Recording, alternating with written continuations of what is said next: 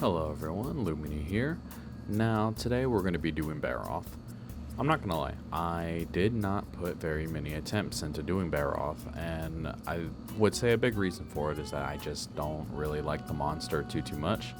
He's quite annoying, and I think a very common sentiment that a lot of people will probably have is that it's mainly his face that makes it annoying, and how he's just got a bunch of annoying little charge moves that makes it a little frustrating to get any sort of a decent-ish combo off.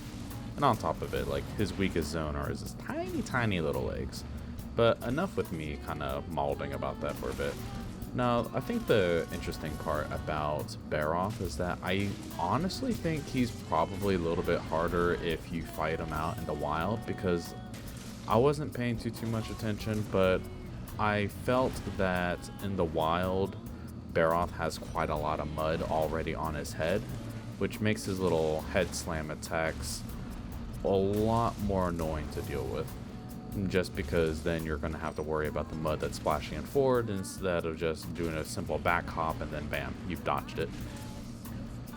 I do think another pretty interesting thing about Barroth as well, and this is mainly from an Iceborne standpoint, is that I think his fight can be made a lot more tolerable if you actually allow yourself to tenderize the head, just because then all of a sudden you've taken a couple seconds and now you've given yourself this forgiveness zone as opposed to something that used to be a big punish zone.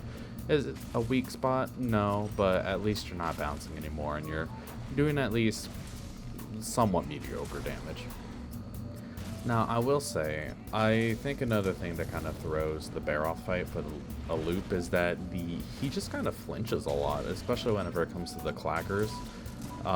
Due to all the clackering, he puts himself way out of position too often and makes it a little bit difficult to actually get some good wyvern or some full burst in. But once you're able to get the hang of the fight, then I think he's rather simple.